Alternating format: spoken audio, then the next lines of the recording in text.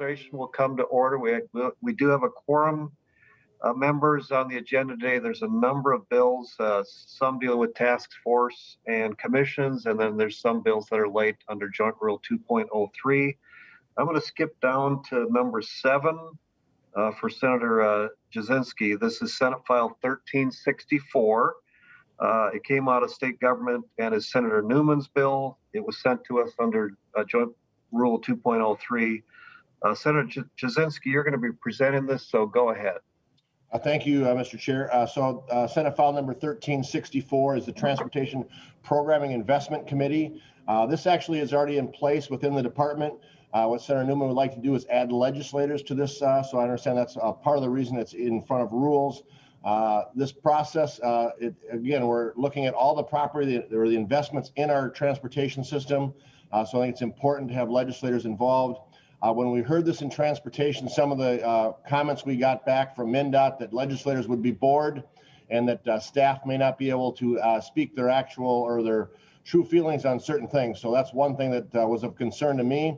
I think it's a great way to get legislators involved in seeing how transportation, mostly the capital investments, the large investments in our transportation system are done. So with that, it's adding 4 legislators, 2 from the House, 2 from the Senate, 1 from each party.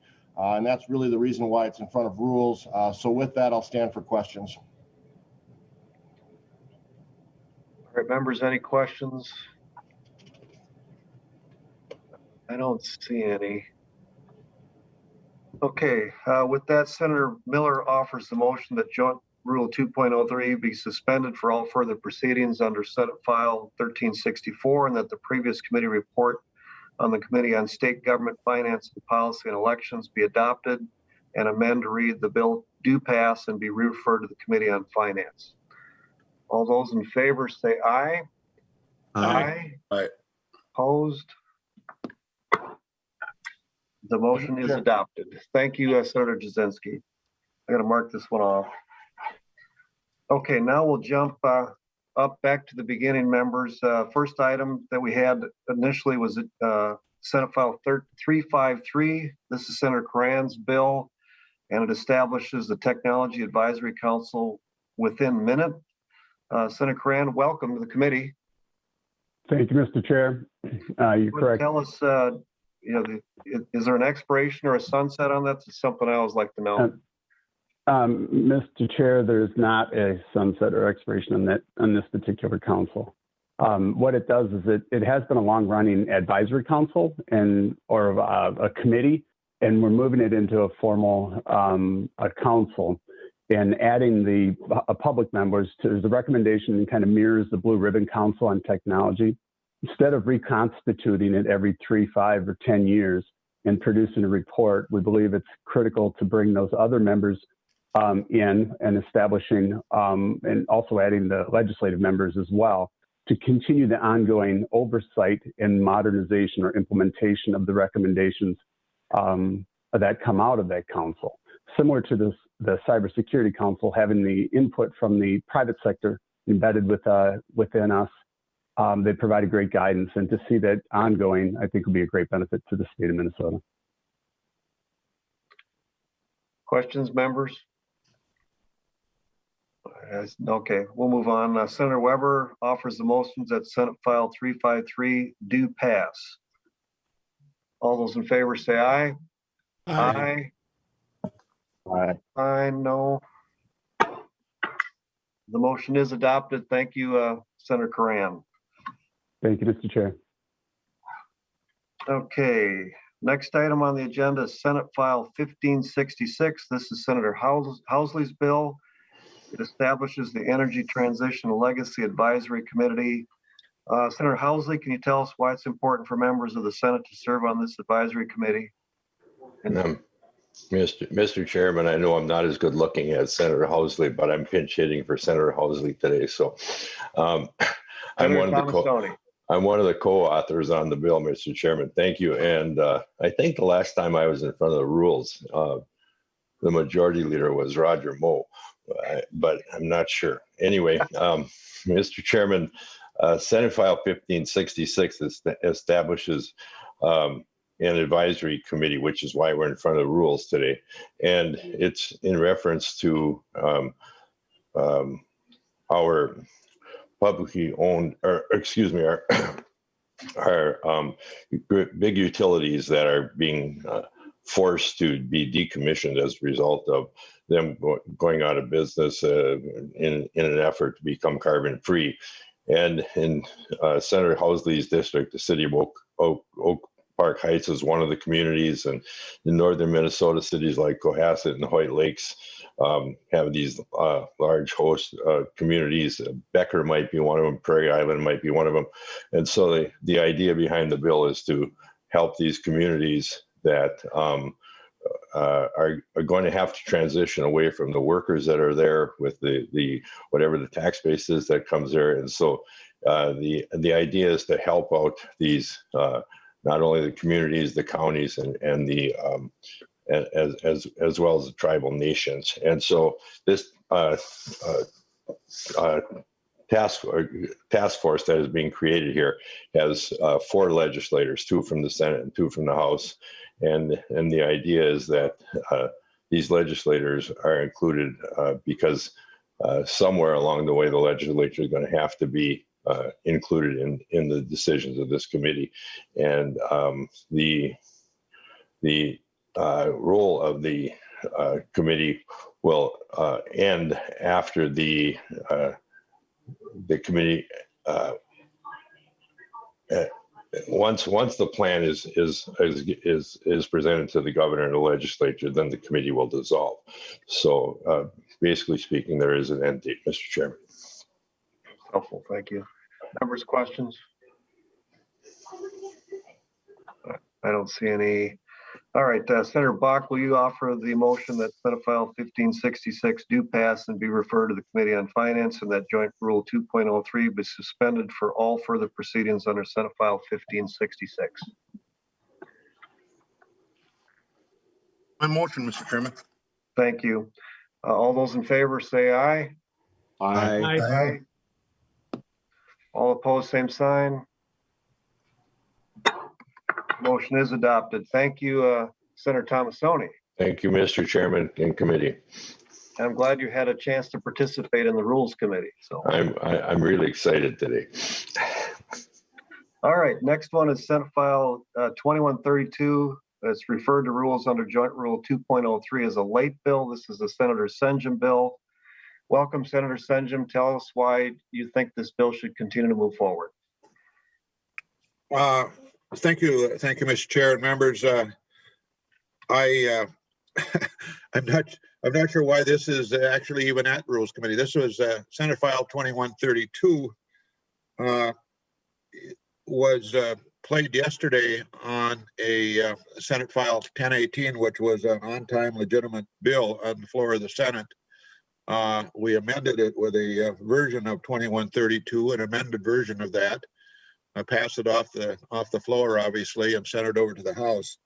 But nonetheless, it's a municipal natural gas utility assistance bill, and it is what it is. And I'm not sure why it's here, but maybe if you need to know legal counsel to have to describe, I don't know. Mr. Bonner, I mean, I've got a thought, but Mr. Bonner, is any additional input there? So, Mr. Chairman, it's a late bill, and it looks like I'm looking at the bill's status. I don't have the exact date that the Energy Committee passed Senate File 2132, but I think it failed to meet second deadline because the House companion had not met first deadline.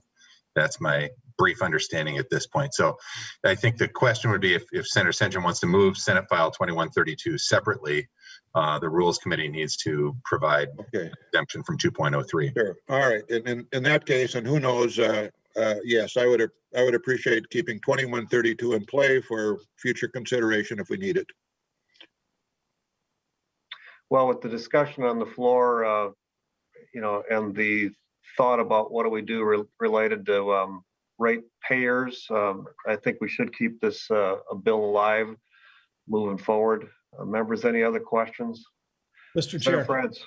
Thank you, Mr. Chair. Thank you, Senator Senjem. 2132 did not have the 100 million in it, but are we keeping the language that described the formula that was of some consequence to Minnesota ratepayers? I'm fine, Mr. Chair, with a yes vote on this if the motion is to suspend the rules for 2132. But Senator Senjem, do you know what I'm referring to? Yes. We took the 100 million out and we took the 100 million out in committee. But I don't remember whether we left the language in about how any money would be distributed, the formula. Yes, the formula is in it. I mean, the procedure, the process is in it. The number isn't. We're going to leave that open for consideration in Finance Committee. Thank you very much, Mr. Chair. Thank you, Senator Senjem. Senator Kent, I see your hand up.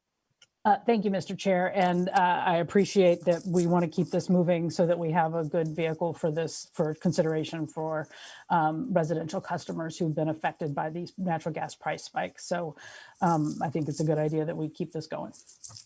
That would be my intent as well. Okay. Senator Kent, will you offer the motion that the previous committee report from the Committee on Energy and Utility Finance and Policy be adopted? That report being that the bill, when amended, do pass and be referred to the Committee on Finance, and that Joint Rule 2.03 be suspended for all further proceedings under Senate File 2132. Mr. Chair, I so move. Thank you. All those in favor say aye. Aye. Aye. Aye. Opposed, same sign. Motion is adopted. Thank you, members. Senator Senjem. Okay, the next item on our agenda is Senate File 1160. This bill came out of Health and Human Services and is Senator Rosen's bill. It was sent to rules under Joint Rule 2.03. While the bill is here, we will also hear the portion of the bill that establishes the task force on public-private telepresence strategy. Senator Rosen. Good morning, Mr. Chair and members. Senate File 1160 is the task force on the public-private telepresence. It is late, and it's also has a task force on it. We are working off the fifth engrossment.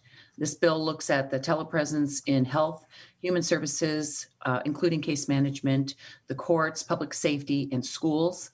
The task force piece was added on the third stop.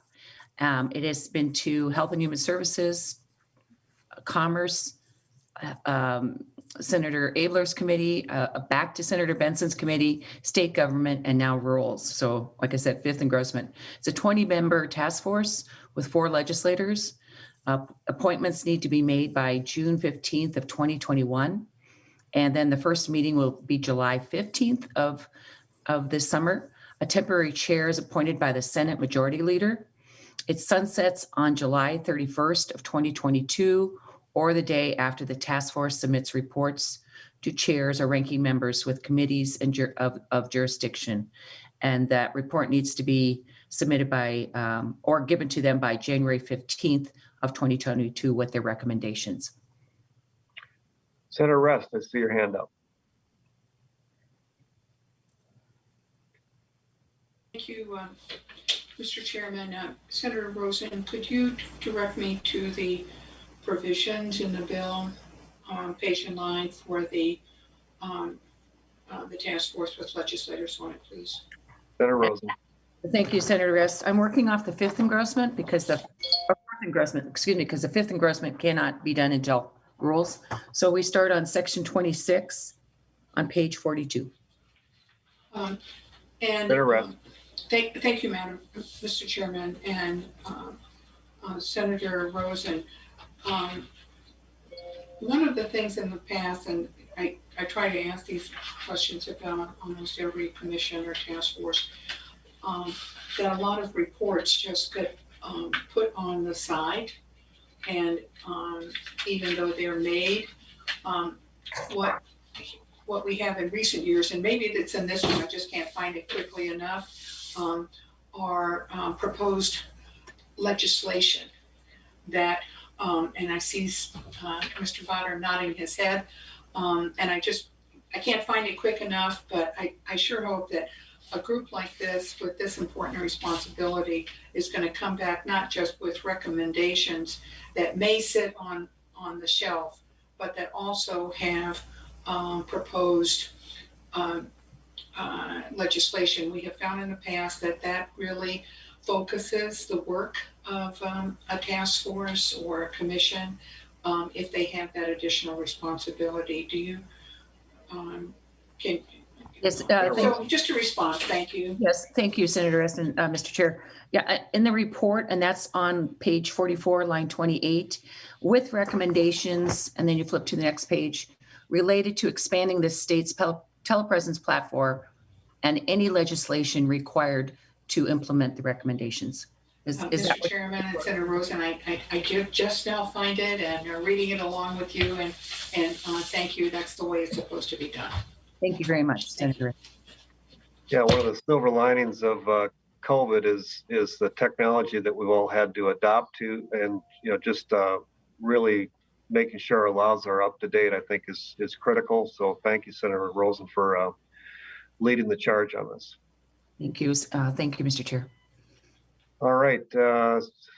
With that, Senator Johnson offers the motion that Joint Rule 2.03 be suspended for all further proceedings on Senate File 1160, and that the previous committee report on the Committee on State Government, Finance and Policy and Elections be adopted and amended to read, the bill be amended, and when so amended, the bill do pass and be re-referred to the Committee on Finance.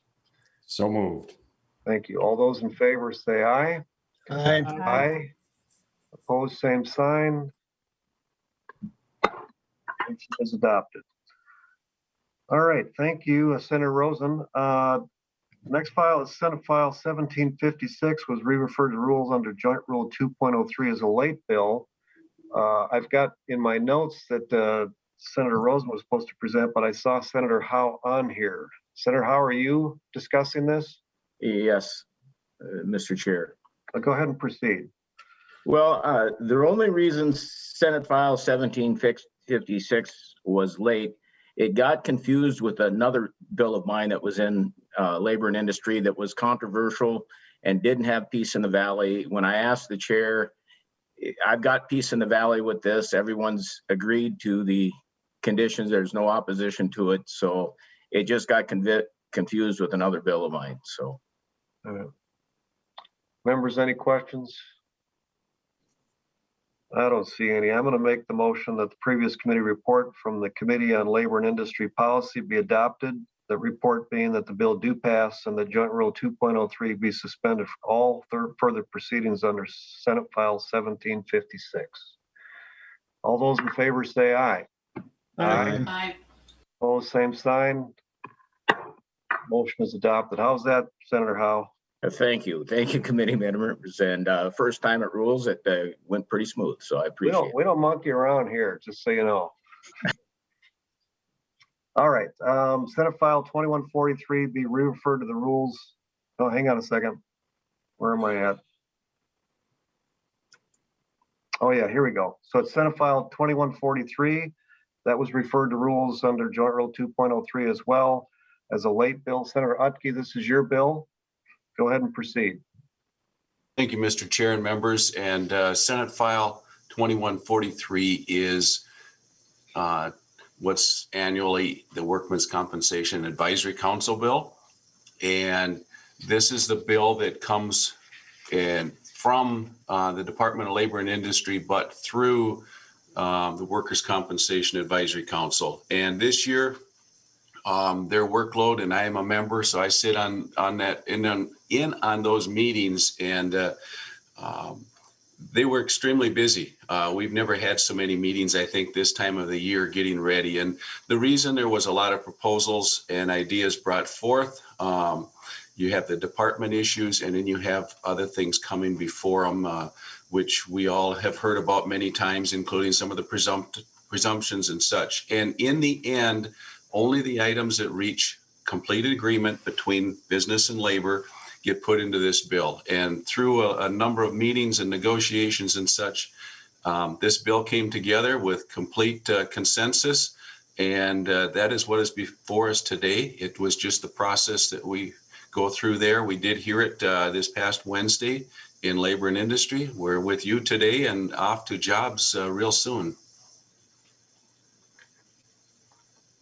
WorkComp Council has done amazing work over, I don't know if it's a couple decades or it's been a while, whatever the number of years is, but actually, when those two sides can agree, it really makes things work very effectively. So I appreciate your work on that committee, Senator Utke. Members, any other questions? All right, Senator Limmer, will you make the motion that the previous committee report on the Committee of Labor and Industry Policy be adopted? That report being the bill be amended, and when amended, recommended to pass and be referred to the Committee on Jobs and Economic Growth and Finance and Policy, and that Joint Rule 2.03 be suspended for all further proceedings under Senate File 2143. So moved, Mr. Chair. All those in favor say aye. Aye. Aye. Opposed, same sign. Motion is adopted. All right, I got to skip the next Thank you. one. Thank you, Senator Utke. Got one more, and then I'm going to ask a few other members to stay back for a subcommittee. But Senate File 1467 was referred to rules from state government. The bill includes reestablishment of the Data Practice Legislative Commission. Senator Limmer, this is your bill. Will you tell us why the bill is here? Why we should move forward? Well, I don't believe it's a late bill, Mr. Chairman, but there is instructions in the bill that the Rules Committee would direct the majority leader and minority leader in each chamber to appoint a member each. And I believe that's why the bill is before you. Just as a very brief background, the Legislative Commission on Data Practices has been in existence for off and on for 6 years. Over that 6-year period of time, it's been temporarily appointed with a sunset on it. The striking difference from the past is that this would be made into a permanent commission. I believe it's vitally needed. These issues are very complicated. And quite honestly, a lot of our legislators, their eyes glaze over when we start talking about data practices. And I think we need this specialized focus and discipline because the industry of data practices is just leaping far ahead of government. And we need eyes on this type of subject during the interim.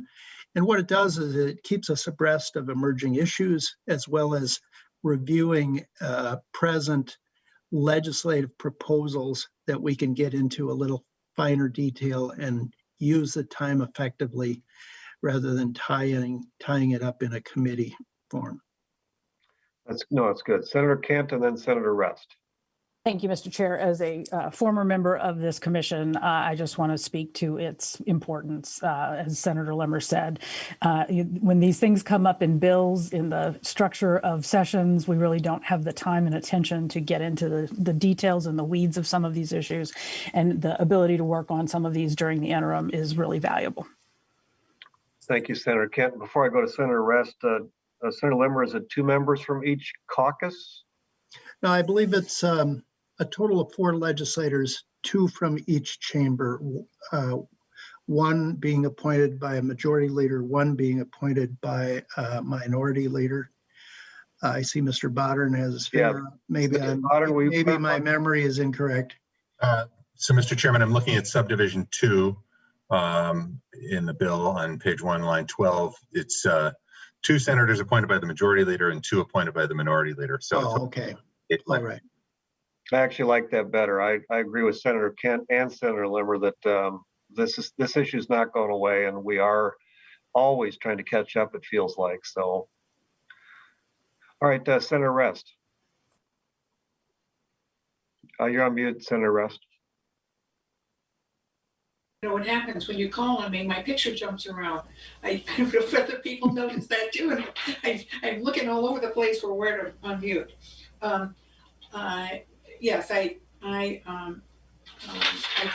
just second and echo Senator Kent's comments. And it looks like people are appointed biennium and biennium, which allows some freshening of it. Senator Limmer over time, so it's not forever. And that the one thing I don't see in here, just quickly, is Mr. Bodden too, is the initial meeting, who has the authority to call the initial meeting, since it says the commissioners elect a chair, but I'm trying to find the language quickly that says who calls the first meeting in order for that commission to actually exist. Where's the authority to call the first meeting? Where's the language? Senator Limmer. I'm going to give that one to Mr. Bodden. Mr. Chairman and Senator Rest, I think you'll find that language on page 1, line 19. The ranking senator from the majority party appointed commission must convene the first meeting by February 15th, et cetera. Thank you, Mr. Chairman, Mr. Bodden. My printer stopped at line 117. So, you know, you talked about the technology. Well, here's another thing. So, okay, thank you. Appreciate it. All right, I don't see any more questions. So Senator Limmer offers the motion that Senate File 1467 do pass and be re-referred to the Committee on Judiciary and Public Safety, Finance, and Policy, and that Joint Rule 2.03 be suspended for all further proceedings under Senate File 1467. All those in favor say aye. Aye. Aye. Opposed, same sign. Motion is adopted. Thank you, Senator Limmer. That was the last one on this agenda. Let's see, Senator Marty.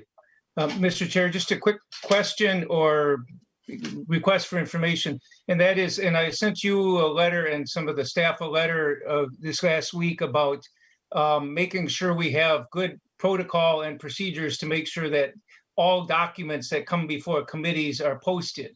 I think in the past, the Senate's long history has been to make sure that they're all in the minutes when they're officially submitted and so on. But I think we've been getting a good job of getting the committee agendas and the legislation and amendments, but often the testimony, public and others, and fiscal notes sometimes and others, I'm not seeing it posted on the website, which means committee members, we get them, but nobody else does. And that means other senators who are looking back at other committees can't find everything. And I just wonder if somebody's taking a look to make sure the protocol is appropriate, and then that committee staff are being alerted to the need to make sure it's all posted. The long-term permanent posting, I'm not as worried about now because that can be fixed after session. But right now, I know in a lot of committees, people are told you're not allowed to testify, submit it in writing, which is okay, but not if that writing stuff never gets to anybody except the committee members themselves. I wonder if you can make sure that this gets taken care of somehow. Senator Marty, first of all, thank you. Process is important and communication is important. So it's my hope that Senator Mr. Bodden and the two chief of staffs can make a connection on that and see what we can do to improve that process. I do appreciate you highlighting that. Thank you. And Mr. Chair, I did send copies of the letter to Mr. Bodden and the two chiefs of staff, so I appreciate that. Thank you. Yep, you bet. Okay, that was the last item on the agenda. Before we adjourn, the members on the subcommittee on committees, please stay on this Zoom link. That is Senator Kent, Bach, Dietzig, Johnson, Limmer, and myself. With that, members, I wish you a happy Passover and Easter, and we will see you soon. Members, we are adjourned. I'll give it about a minute and then I'll jump over. The other one's very, very short for those remaining. Close enough. All right, subcommittee on committees on the Committee on Rules and Administration will come to order. Members, I'd like to welcome all of you, and in particular, Senator Dietzig. I think this is the first time that you're on the subcommittee here, so welcome. You should have received that list of appointments, members. It's looks like 4 of them there. And I'm assuming everybody's seen those. Members, any questions? I don't see any questions. So Senator Miller, would you make the motion to adopt the recommended appointments list on our handout? Oh, I'm sorry. Senator Miller wrong isn't guy. on this. Wrong guy. Senator Limmer. Yes, so moved, Mr. Chair. Thank you. All those in favor say aye. Aye. Aye. Aye. Same sign. Motion's adopted. That concludes our in-depth hearing for today. And so members, we are adjourned. Thank you, guys. Thanks all.